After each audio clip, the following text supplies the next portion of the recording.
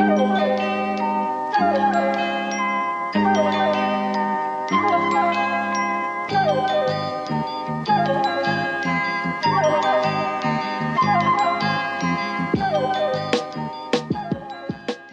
have some really, really, really bad news. Oh my God, is everyone all right? Okay. Is the podcast ending? Are we all fired? What happened? I need everyone listening just to, are you in a place to hear news that might hurt you right now?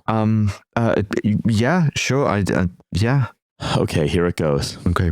Richard Evans of ontheweb.co.uk no longer has a dad who is a working labor peer. God fucking damn it. I thought that for 1 week I could, bad enough to lose, a bunch more civil rights. But then you come to me and you tell me that the guy with the website that we found that was pretty funny, yes, who was sort of pimping his dad, correct, and his connections in the House of Lords, can't even do that anymore. Nothing in this country that is good is legal. Wow. Yeah, nothing is fun is legal. I remember only 6 months ago, we used to have trans rights, choking porn, ontheweb.co.uk. Now we don't have any of these.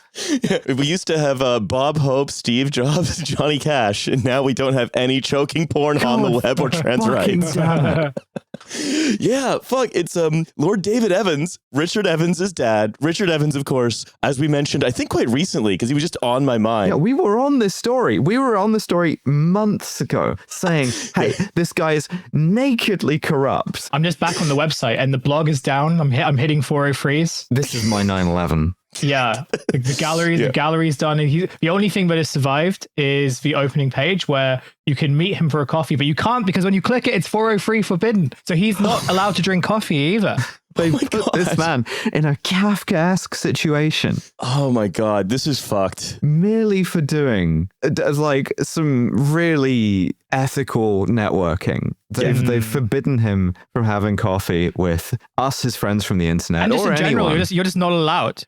He will be arrested if he tries to buy the Aldi Instant brand. Yeah, he's got the sort of breathalyzer you need to start your car. He's got one of those, but for caffeine. And the most fucked up thing is that when I recorded earlier my interview with Dr. Jess Green, climate scientist, and also returning guest of the podcast, I thought that what we talked about the failure of the COP process to deliver any kind of meaningful climate action and going into the details of how it failed and so on, I thought that would be the most depressing thing that is on this episode. But this is so much worse. Well, it sounds like there's been a success of the COP process in the House of Lords, at least, which is the real issue.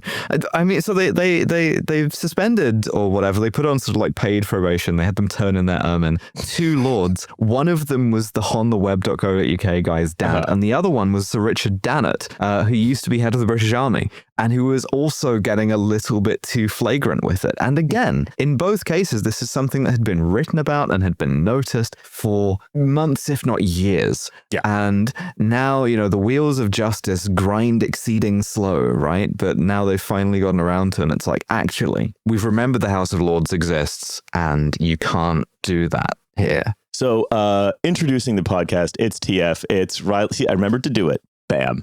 It's Riley, it's Nova, it's Hussein. The Belen action mechanism? Back in the back half where we've seen me and Jess Green. I hope you talked about the Belen action mechanism. Otherwise, that joke's really not going to pay off for me. Well, I guess we'll find out. And of course, we're going to be talking about a few things up top before we get to that second half. But first, we need to de-arrest action, jail support jail needed. Support for an arrested comrade. son to a suspended father. Yeah, listen, I'm sorry, all right? I thought it would be funny to get the On the Web guy to talk to his dad about Palestine action. I didn't know that it would have all of these repercussions, okay? So there's another old friend we have to revisit before we get to the news and all this stuff. And this is, of course, the TF Department of Addenda and Corrections. I missed some very important information on Daniel Heinen, who was discussed at length on the previous premium episode with Greg Foley, and about his company GeoSpy, which is basically weaponized geoguessing. Not to suck myself off here, but that's a great episode. And if you're on the fence about subscribing to the Patreon or about subscribing to Bloodwork, Greg's podcast, do both. Yeah, 100%. But what I missed and I'm holding my hands up and I'm saying I missed this, is that Daniel Heinen, in his, I'd say, mad dash to try to get funding from Andreessen Horowitz, is buying tasers and giving them out to anybody in San Francisco who wants one for free. He's giving away 2 Canadian tasers for the price of 1 American taser. Yeah, like Mel Lastman. Yeah, so he's doing a big taser giveaway, essentially. Okay, man, sure.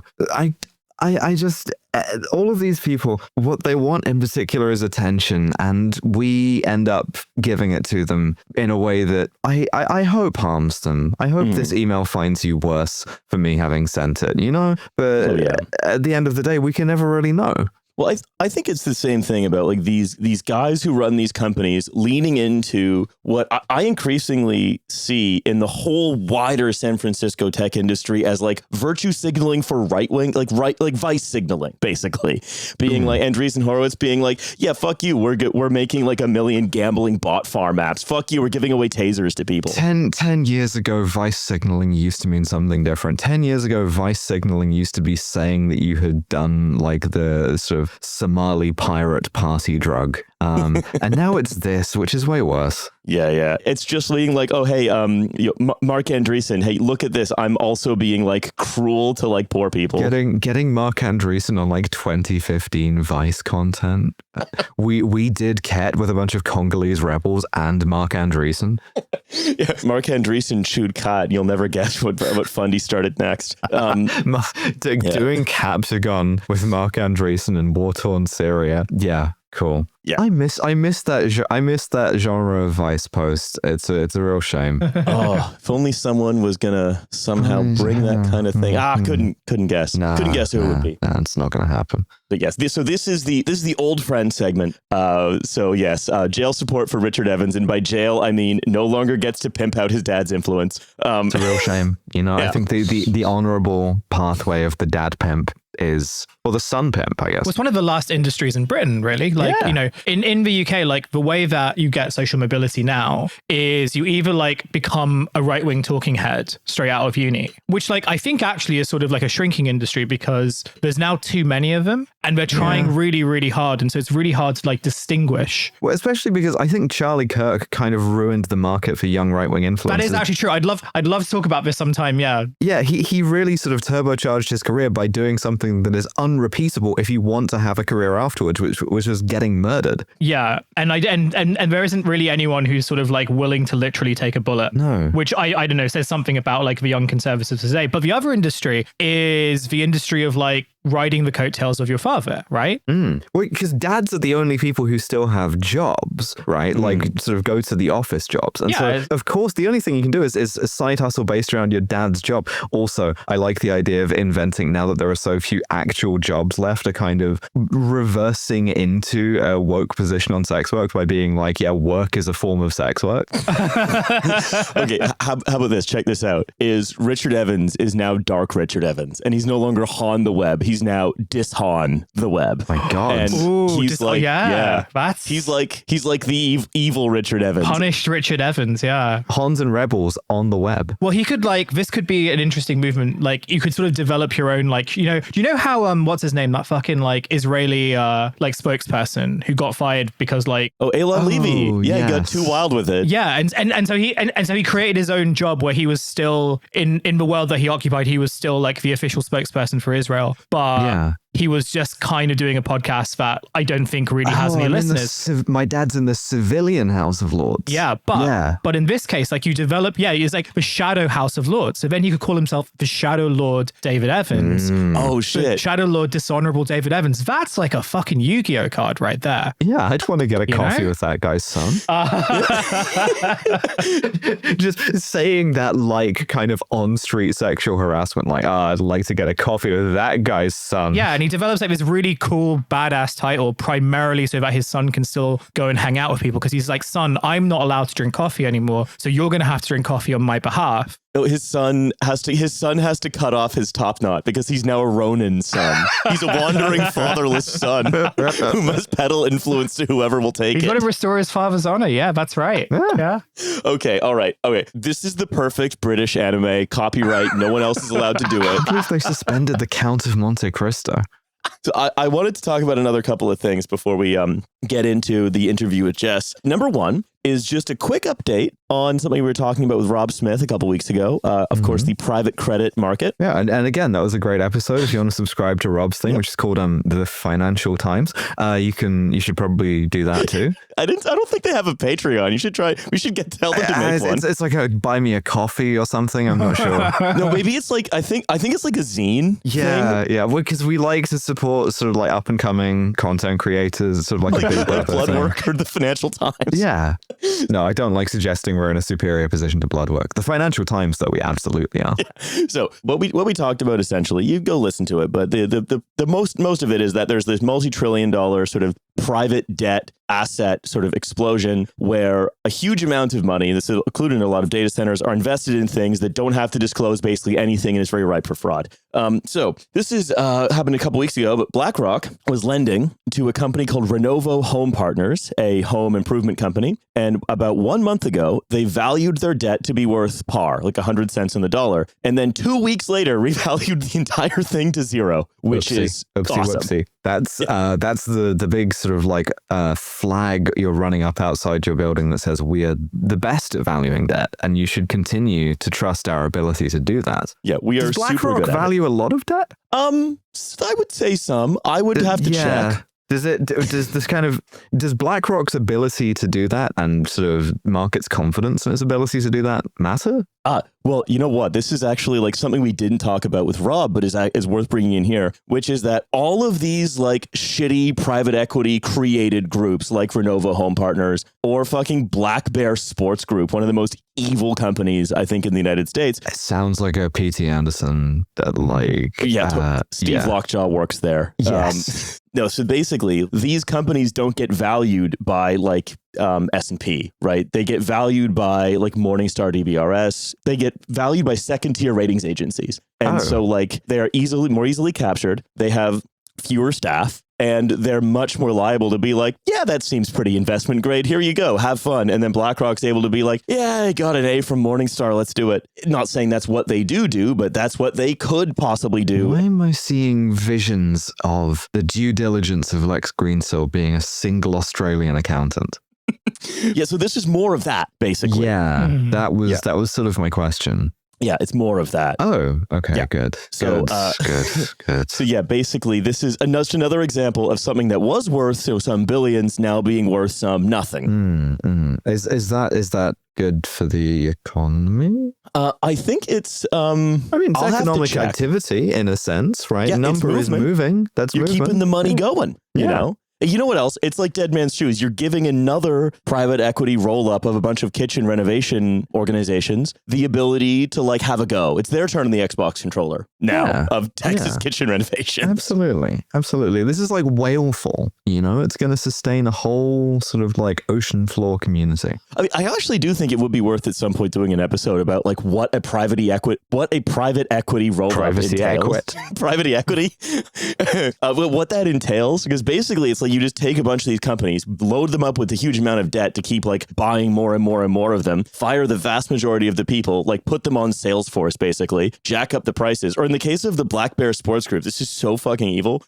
They buy youth like hockey stadiums or like youth hockey leagues. And then if parents film their kids' hockey games, their kids get like taken off or get like points against them because you need to subscribe to their streaming service for $50 a month to have any record of your kids' youth sports games. Wow. Is that fucking crazy? Yeah, okay. Cool. Yeah. The economy, I feel so good about it, just in general, you know? Oh, yes. It is pretty good. Yeah. So this basically like it's everywhere, right? It is this approach is everywhere and it creates huge amounts. It drives up prices, which Renovo also did, drives down quality. And then it massively like just creates all these risks because now there's some asset holder somewhere owns all of Black Bear Sports Group, and Black Bear Sports Group, all they have to do to report their like financial health to them is be like, yeah, we're good. And also on the subject, the company Blue Owl, which is co-building a data center the size of Manhattan with Meta in Louisiana, and also is like a sort of big private credit monster. When asked about in an earnings call about frauds related to the kinds we talked about with Rob, and whether or not Blue Owl is worried about this growing interest, the CEO had this to say, which I thought was very funny. He says, I don't know if you're all familiar with the Mandela effect. Is it good when the CEO of your large asset manager that holds notably, famously opaque financial instruments, when asked about fraud, immediately refers to the Mandela effect? Is that a good thing when that happens? Listen, a lot of things are going to seem like fraud to you, but that's because on the way in, we had Darren Brown neuro-linguistically program the idea of fraud into your head so that you would stand up and ask that question.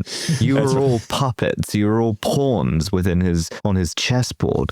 Yeah, you could. Well, interesting. I could answer your question about fraud, or we could watch Chris Angel get into this box he's not going to leave for 7 days. Yeah, going to Darren Brown and being like, I'm going to need you to manipulate this guy into asking this question, and then shitting himself really publicly in the AGM, just so as to discredit the idea that we are being fraudulent in any way. So he says, this is like the Mandela effect of finance, which is this common population collective misimpression, you know? And for those who don't know, the Mandela effect is when there are these, like, people imagine that the Monopoly guy had a monocle, or that Pikachu's tail has a black tip. Your Honor, it's you have confirmation bias. It's like, okay, sure, man. Surely this pop psychology will protect you. So in any case, the point being, like, somehow just by talking about this enough, people have worked themselves into this imaginary world where there's some big potential credit problem. And for where we sit, there's definitely not.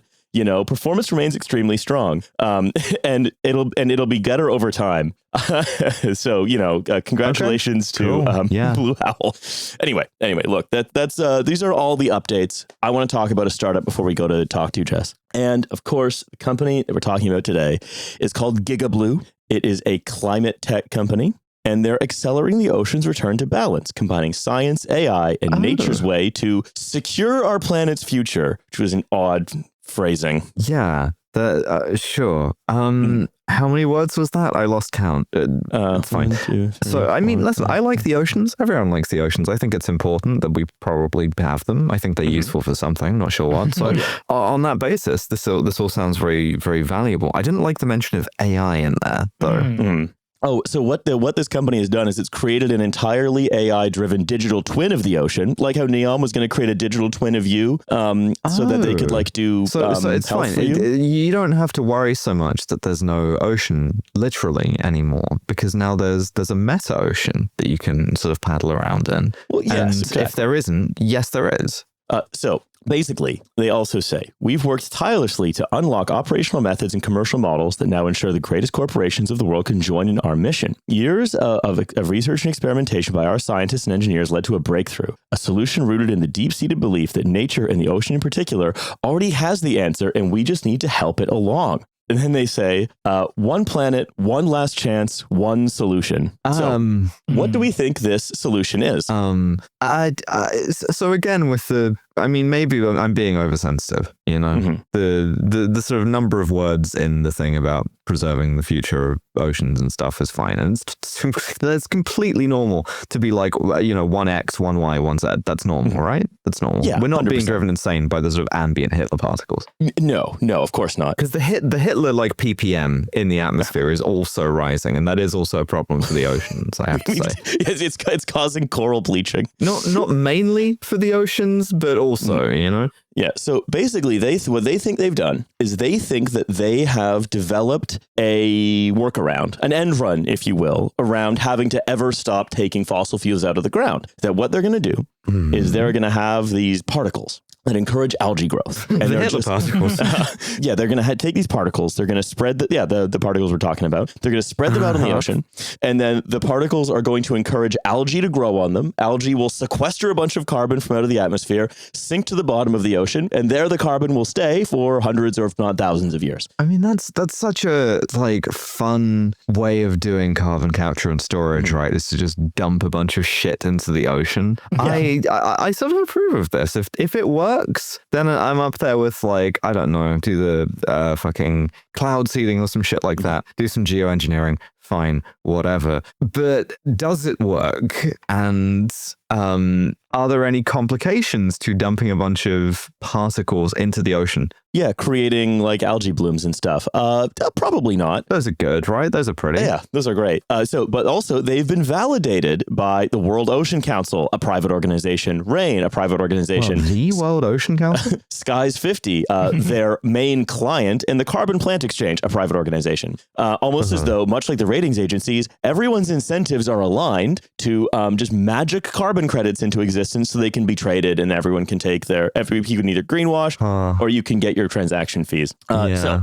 This is from an article in Fortune magazine from a couple months ago. And the reason we're talking about this, by the way, is this is sort of what Jess and I get into is the fakeness of carbon markets. And this is an example of how fake it is because this is a company that has an unproven technology where they won't publish the specifics of their research. They won't publish like their proof that it works, just asking to do pilot programs everywhere to like dump a bunch of stuff into the ocean to encourage the growth of algae to sequester carbon. And it says, this is from the article. If it doesn't work, it's fine. You just pick all the particles back out of the ocean. Big sieve. Yeah, just go get them.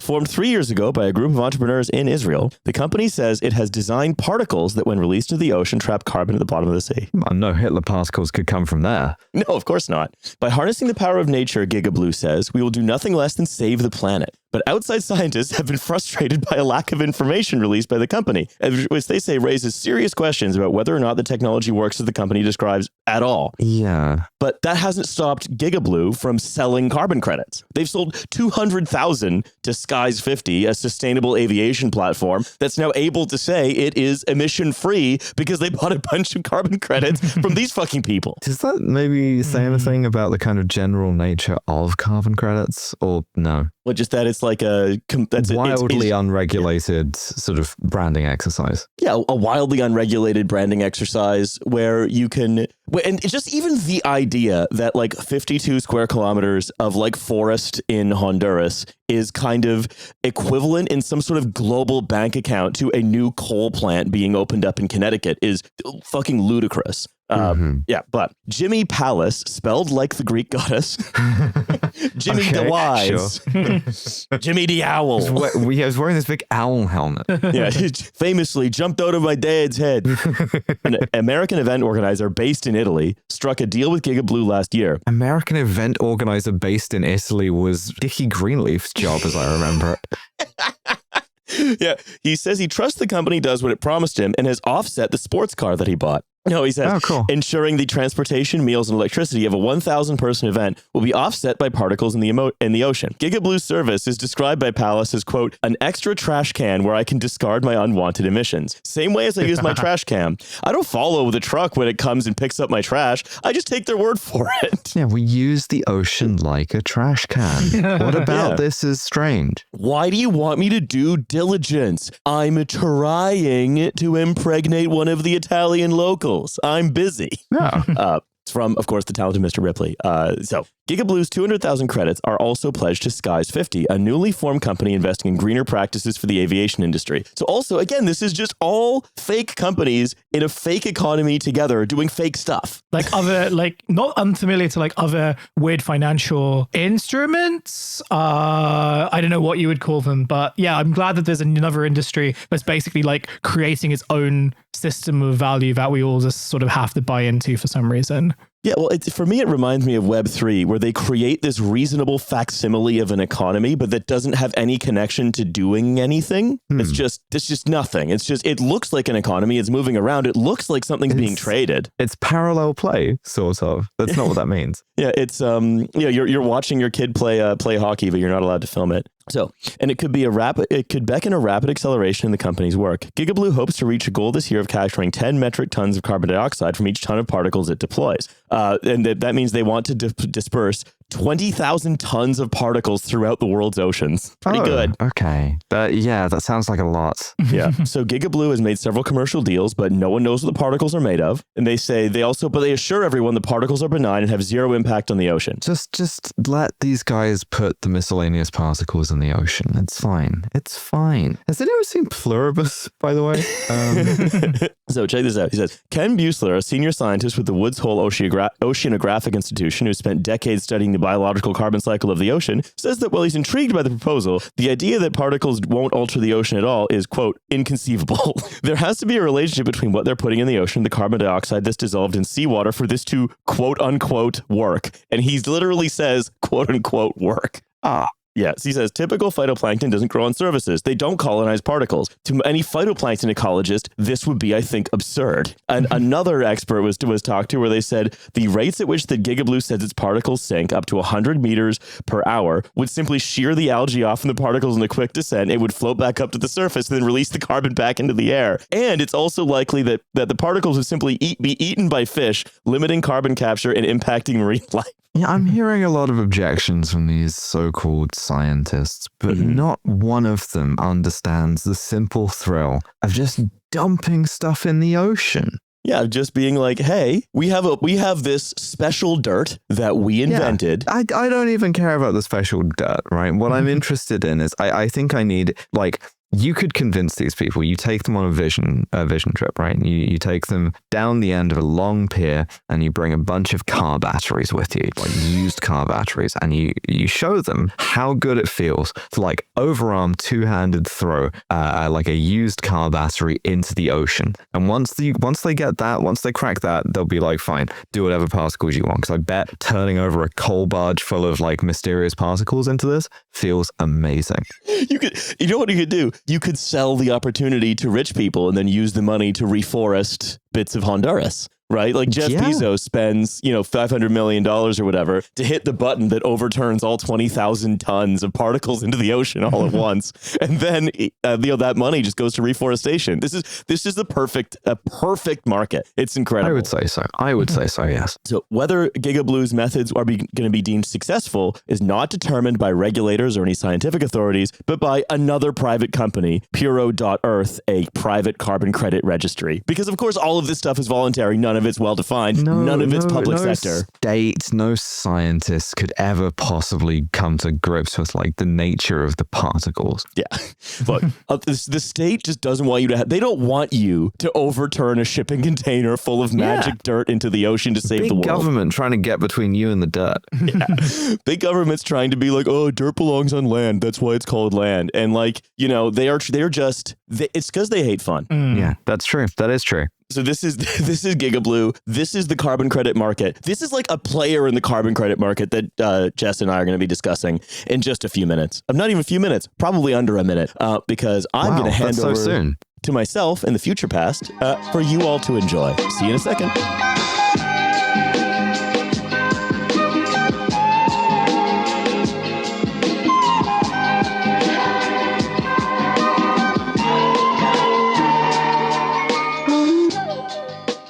Hello, everybody from the first half. Welcome to the second half, which is, of course, recorded first. I'm sure all of the sort of japes and laugh-em-ups in the first half were delightful. Can't wait to hear them myself. I'm joined by returning champion. It is climate scientist, Dr. Jess Green. Jess, how you doing? I'm great. How are you doing, Riley? Well, I just wanted to celebrate the success of COP30 because, as far as I'm aware, capping and trading emissions or pricing carbon has worked really well. We don't need to be having this conversation at all. Jess Green, thank you so much for coming on the show. Where can people find you? Yeah, we solved the problem. No. So look, we're having this conversation in the aftermath of COP30, the celebration, it seems, of 3 decades of an arcane and ineffective industry of pretending that carbon offsets work. And I want to just kick off with something you've written in Foreign Affairs, which is the précis to the argument you basically make in your book, Existential Politics, which will be available soon, I gather? It's out. It's out. Yeah, you can get it at your local bookstore. Perfect. You wrote this in an article in Foreign Affairs. Climate diplomacy, as orchestrated through the Paris Agreement and under the auspices of the UNFCCC, is not up to the essential job of decarbonizing the global economy. I must admit, I fainted with surprise when I read that. But can you just introduce the listeners to what you're talking about here and what we mean when we say climate diplomacy as orchestrated through the Paris Agreement? Thanks for having me back. It's great to be a returning champion. So the funny thing about talking to you on this podcast is many of the arguments that I make in the book are blindingly obvious to you and people who think like you, but shockingly not blindingly obvious to the literally tens of thousands of diplomats who go to COP every year. But the basic idea of the book is that we've been managing the wrong problem, that global climate policy has been focused on what I call managing tons. So that's this very narrow construction of climate change as a problem of measuring, accounting for, and of course, buying and selling quantities of CO2 and other greenhouse gases. And that this is basically an elaborate distraction from the real problem, which is the fundamental power asymmetry between fossil asset owners who own things like fossil fuel companies, mining companies, big ag, and green asset owners who are, in most parts of the world, kind of fledgling industries that are still kind of building out both their economic and their political power. And so we need to focus on that problem, which is the elephant in the room, rather than the how do we commodify and count carbon, which is not working, as you mentioned in the intro. So you characterize this as sort of carbon trading itself, the creation of a market, is essentially intended to solve what is seen as a collective action problem. That is to say, how do you incentivize everyone to produce public goods, or in this case, not produce public bads, that are in a way that is beneficial for everyone, but in a way that's hard to coordinate? And the idea of carbon markets is, well, we can use the price signal to create incentives to produce public goods. And that's the idea of climate change as a coordination or a collective action problem. But as you say, climate change is not a collective action problem. It's an existential political problem where there are sides who are enemies. You say, I'm just going to quote from your book, in fact, climate change is not a collective action problem, like I and you just said. As economists and political scientists have long insisted, it is best understood as a political economic contest between fossil asset owners who lose from decarbonization and vulnerable asset owners who will lose from the effects of climate change.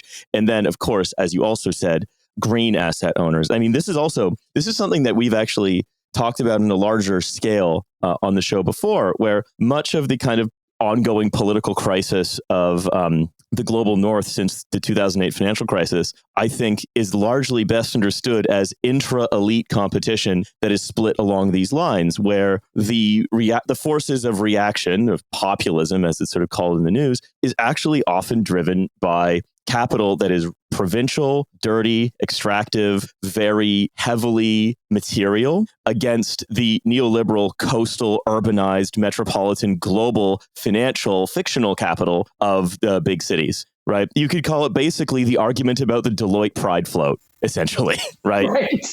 You know, that this is the two sides of the elite argument about the Deloitte Pride float. And this is it just sort of recast in very specific climate terms. That's how I see it anyway. Yeah, no, I mean, I think that's right. I think part of the problem is that the first part, right, the dirty, extractive, rural, that kind of cleavage it's not a real thing in most OECD countries anymore. Like I was talking to someone who said, there are more yoga instructors in the United States than coal miners, right? Yeah. And it's like, but we have this imaginary, we haven't updated our narrative and, the economic reality that this isn't the engine of the economy anymore.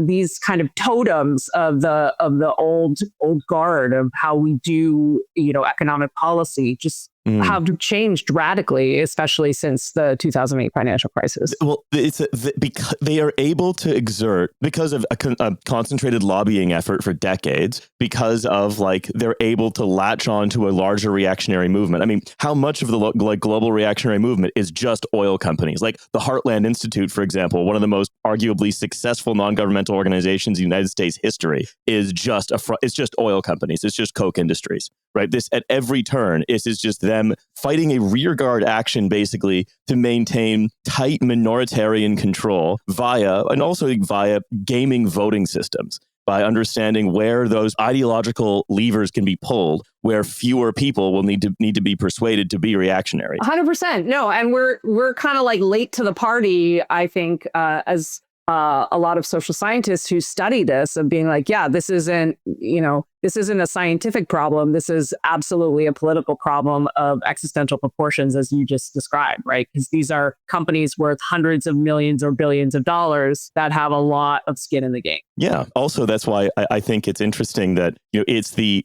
trade war view of green technology. There are two different views of green technology, both of which center on the question of what to do about China's solar panel production, right? China produces a huge amount of solar panels, and they've been accused before by the EU, the US, under various administrations of engaging in dumping in the global economy, making it therefore unprofitable to produce solar panels. You could also argue that they are driving the cost of solar panels pretty far down. And the two different wings of the Deloitte Pride Float argument had two different ways of responding to this. The Deloitte Pride Float is good wing of that argument in the States, as represented by the Inflation Reduction Act, responded to that by also trying to subsidize green industries and be competitive in green industry. Again, you could argue whether or not that was the right choice, but it was choosing one side of that existential battle. And then the Deloitte Pride Float is bad side of that particular elite argument said, no, solar panels are gay. We're not going to be engaging in anything to do with that. Instead, what we're going to be doing is drilling, mining, and we're going to very much take the side in the existential battle of oil producers and miners and so on and so on. And so in the context of politics this existential, it seems insane that anyone is still talking about carbon trading. Right? Right? It does. And yet, like, not only, so one of the, big initiatives to come out of COP30 was this rainforest preservation initiative to basically pay rainforest countries, pay tropical countries to keep rainforests in the ground, which is a thing that we've, talked about and done for like 40, 50 years at this point. Debt for nature, starting with debt for nature swaps. And yet it seems to be one of the primary tools that countries are still going to, even though, we know that this is not working. So we are pretty stuck, I think, in thinking about this as, either we have to keep extracting because solar panels are gay, or let's invest, the efforts to invest have been really, obviously prone to the political winds. And when there's rising populism in all these Western democracies, then, there's a lot of retrenchment. When we talk about the actual existential stakes, and what I was sort of alluding to with how on earth you could think that carbon pricing is anything like a solution to this, is the whole point of carbon pricing is to try to get both of those players on either side of the existential struggle via the mechanism of a market to align their goals, right? Which is, well, green energy is going to be able to be subsidized by dirty energy because we're going to make dirty energy buy carbon credits from them. But that also can include, we sort of alluded to this before on the show, that the whole carbon credit industry is largely fictional. But I'm going to read a little more from your book here, which is the revaluation of assets to both climate change and climate policy. So we say revaluation of assets, we mean things like oil platforms becoming worthless. We mean things like when the realities of climate change become undeniable, which you could argue that they are, the sort of stopping production of new coal plants, except as to make a political point, right? We could even say internal combustion engine car factories becoming less and less worthwhile as the shift to electric becomes more and more pronounced, right? This is actually one of the reasons why Elon Musk actually sits so uncomfortably in the Trump team sometimes, and why he had to be yes, please cancel all my subsidies, Daddy, at some point early on in in the presidency. But that's what we mean when we talk about the revaluation of assets.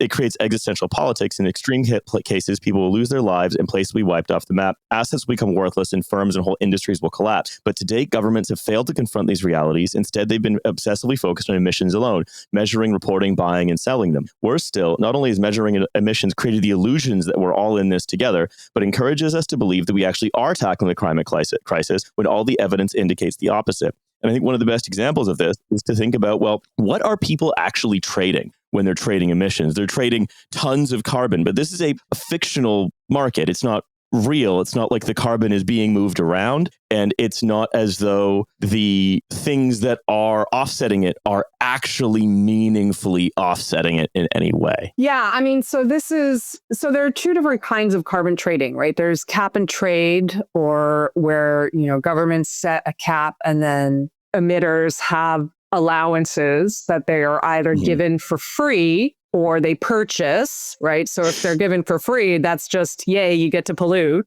Also, one thing I noticed that you wrote as well was that very frequently the allowance you get for free is, because often polluting industries are so strategic, the allowance you get given for free is just whatever you need to use in a year. Yeah.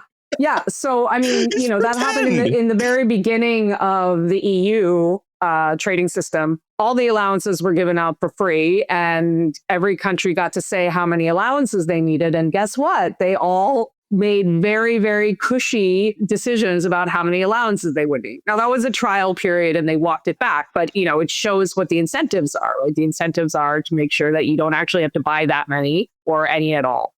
So that's one mechanism for carbon trading. The other is offsets. Yeah. And so offsets are even more bonkers, because what you're paying for is, in most cases, in the cases of avoided emissions, right? So let's say a company pays for a wind farm in another country, you are paying for the hypothetical absence of emissions, right? Because what you're paying for is the amount of carbon that would have been emitted in the case that this project was not financed. And that's what is being bought and sold. And that is obviously a very both technical and artistic calculation to be made. Like, what is the baseline? What is business as usual? And there's literally the voluntary carbon market it's gone up and down, but at its peak was $2 billion, which is, chump change compared to the rest of the world economy. Well, that's a lot of hypothetical absences to be buying and selling. Yeah, it's not difficult to say that climate change is the single most material thing possibly that has ever happened in the history of our species. And to try to handle it via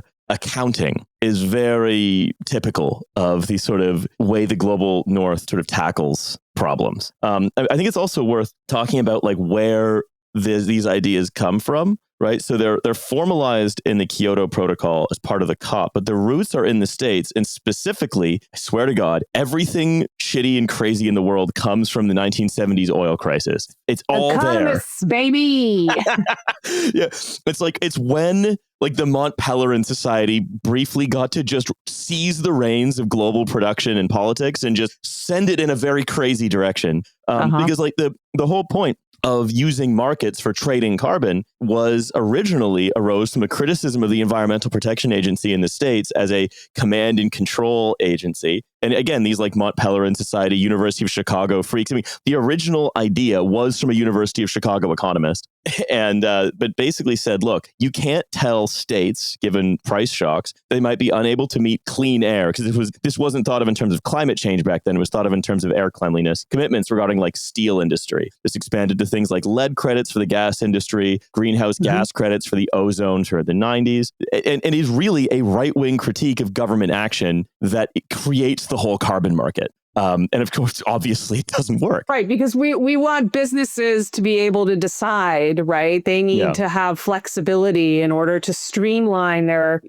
production processes. And that's the most, quote unquote, efficient way to do it. But of course, all of these things create markets, right? So markets don't just, as you talk about ad nauseum in your podcast, they don't come from nowhere, but governments make them. And if they are made poorly, they will function poorly. And that's precisely what's happened. So the first carbon credits are traded in the late 80s. And this is from Carbon Brief, by the way. I didn't just know this, where the World Resources Institute advises Applied Energy Services, a Connecticut-based power company, what they can do to offset the dirty air that will be produced by their new coal-fired power plant. And the World Resources Institute just says, it's plant trees in Guatemala. So the first carbon offset project. And then it becomes influential in the States and is really influential in the Thatcher and Bush senior administrations, which is cool. But hey, you know what? Any environmental plan endorsed by both Thatcher and Bush senior, I co-sign. It's got to be great. Yeah, it was something called Project 88. It was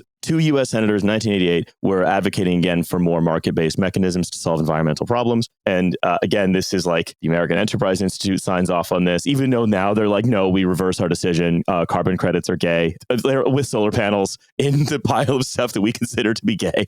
But nevertheless. And so the Bush senior administration and the UK Tories take this Project 88 idea and they're like, all right, everybody should start doing this and trading, and we can create a whole new market because we love markets. Energy companies also at this time start publishing paper after paper demonstrating that carbon credits are a great way for stopping emissions. It's the favored way of energy companies to reduce emissions, which is to pretend that that's what you're doing. And, this gets formalized in the 90s in the Kyoto Protocol and then falls apart in 2012 because it's stupid. That's my potted history. Have I got it basically right? I mean, I think you've gotten, most of it right. Like certainly the origins, it comes from, the Deloitte, the precursor to the Deloitte rainbow quotes, right? Is the sort of technocratic elite, the PMC, who are like, we can do this bloodlessly, right? Mm-hmm. We can figure out a technocratic solution that's great for everyone. We'll just plant trees in Guatemala. And I would say to put a little nuance on it, in 1988, this was a different problem, right? Mm-hmm. So we weren't at, having to cut greenhouse gas emissions to net zero by the middle of the century. Though I think there was a universe in which, that could have been part of a legitimate solution, but not the only part of the solution. Mm-hmm. So I think the potted history is correct. But I would say that when we get to 2012, there are a lot of social scientists and people who are saying this offset thing isn't working so great. But that was certainly not the case of governments and not the case of NGOs who are like, full steam ahead. Let's keep doing this. This is a great idea. We are going to ignore the fact that there's a lot of problems with whether or not this is actually reducing emissions. But everybody seems to like it. So let's go. And also for NGOs and business organizations who created basically their own parallel unregulated market, this was a great way for them to have policy influence, was to sort of make their own set of rules and regulate themselves. And guess what? When actors make their own rules and regulate themselves, they turn out not to work so hot. So, yeah. So where are we now in terms of the COP approach to solving this problem? I mean, one of the things I've seen, just by way of example to set us up for this, is the estimate investment by the developed world that is going to be required to ensure anything that looks like climate justice in the global south, things like protecting Bangladesh from catastrophic flooding or allowing industrialization to proceed along a, let's say, investing so that more expensive green energy can power industrialization in the global south rather than relatively cheap fossil energy, stuff like this. It's about $1 trillion, and COP has dispersed a thousandth, six thousandths of that or so, approximately. Yeah, I mean, so last year, the number that the developing world came up with was 1.3 trillion. Uh-huh. And the number that they settled on, 1.3 trillion starting in 2035. And the number that they settled on was 300 billion, which is, not as big. They settled on one OpenAI, according to its own internal evaluation. Okay, yes. Good. Got it. Thank you. Maybe we should start, measuring in that unit of value. Look, there's a lot of measures. There's a lot of these sort of instinctive measures. There's football fields. There's whales. Right. WALES. And there's OpenAIs. There's OpenAIs. Exactly. It's one OpenAI. We can't seem to get our shit together to do more than one OpenAI. So, I mean, I think that this, there's been a lot of punditry about what's happening, but I think that the two main sort of decisions that came out of COP, or not most consequential ones are not in the official decision. They are sort of outside of the formal decision-making process. They're voluntary initiatives. And I think that speaks volumes as to like, what is the political utility of this process right now? It's very, very broken. And developing countries are like, look, man, we need money. Like the whole Paris Agreement it's kind of like a tiered process where each country gets to make its own pledge about what it's going to do to reduce greenhouse gas emissions. And developing countries make two pledges. One's called a conditional pledge and the other is an unconditional pledge. The conditional pledge is, we'll do this more stuff if you give us more money. Yeah. But, basically passing the hat at the COP once a year is not a great strategy for actually raising that money. Shocker. Because this program is so based on markets and voluntarism and treating it as a coordination issue, then all it takes is a change in government in the US, for example, and then, the process is completely hollowed out because the sort of, as at the time of recording, engine of the global economy is not interested. Yeah, I know, at the time of recording, which could change in the next 20 minutes, but we'll see. I think that's true in some ways and not in others. Like the US has never been an enthusiastic participant in the climate process since forever, right? It didn't sign the Kyoto Protocol. And you could argue that maybe that is the reason why this has not been a robust process, is because the biggest, historical emitter and the biggest, political power hasn't signed on to it. On the other hand, this is voluntary. So state's going to do what state's going to do, and in some ways, like, I think it was better not to have the Trump administration at the COP just spreading chaos and bullying people, and just have other countries, sort of see what they can do. But ultimately, that's the limit of international law, right? It's basically voluntary. Yeah. I mean, it goes back to all of these things treat existential political problems as coordination problems. This is true for more or less all forms of international law that aren't sort of readily enforceable. Right. Know? I mean, and there are some coordination problems that are legit coordination problems. Like, where do we put the sea cables? How do we assign satellite orbits? Like, fine. The difference is, where do we put the sea cables? Where do we assign satellite orbits? Everyone involved in that transaction needs there to be a sea cable. Right. Everyone involved in that transaction needs there to be a satellite. Yes. But when you fold everything into the realm of a coordination problem that can be solved by a market, then you get COP. You get this big sort of festival that happens, regularly. It tours the world, where a lot of very UN style, a lot of promises are made, a lot of delegations spend a lot of time together hammering out agreements that sort of kind of might get followed. And the sort of main economic impact of a lot of it has been relatively minimal outside the field of creating an entire cottage industry to cater to its various peccadillos, such as the invention of carbon credits the invention of carbon credits. I mean, we'll have talked about a startup in the first segment of this show called GigaBlue that basically is able to, through a series of private agreements, allow itself to create 200,000 carbon credits based on a sort of completely unproven technology that it is then able to sell to someone who's then able to pollute a lot. And what's happened is that we've created a set of easily gamed rules that are allowing pollution to proceed at the exact same pace as before, except with a small tax paid to the people who were smart enough to start the company to be a middleman that was created by the arcane rules. Yeah, the sort of tech bro turned carbon bro kind of like, we will innovate our way out of this is not great. Because for precisely the reasons you just described. Anyway, so I think that's unfortunately all the time we have for this segment. But as ever, Jess, I want to thank you so much for spending some time with me today on this very cheery subject. Yeah, right. Thank you.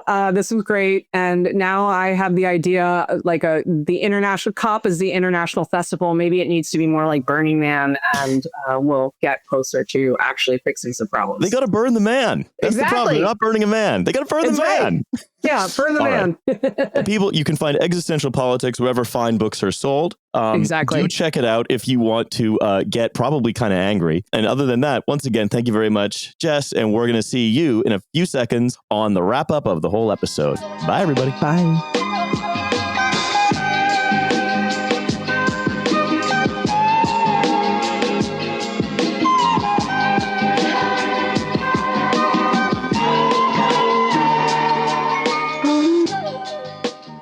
and what an interview it was. I'm so glad or frustrated that you did or didn't mention the Belem action mechanism. I'm going to now open the letter. We did not talk about the Belem action mechanism, but let's see what she's won. No. Thank you very much, of course, to Dr. If Green. you keep the no kind of diegetic in there, it's the most frustrating quiz show host in history. Yeah, that's right. The quiz show host who's moving on. Look, I think that's all the time we have today for this episode of TF, this free episode. There will be a bonus later in the week. There have been some bonuses that we've referred to with Rob Smith and Greg Foley, which you should check out because they were fun to do and fun to listen to. Yes, and we will see you otherwise in a few short days on the main episode. And a reminder that Jess Green's book, Existential Politics, is out now and available wherever books are sold. The links, of course, to its official publisher sale page will be, of course, in the description. But we will see you in a couple of days. Bye, everybody. Bye. Bye.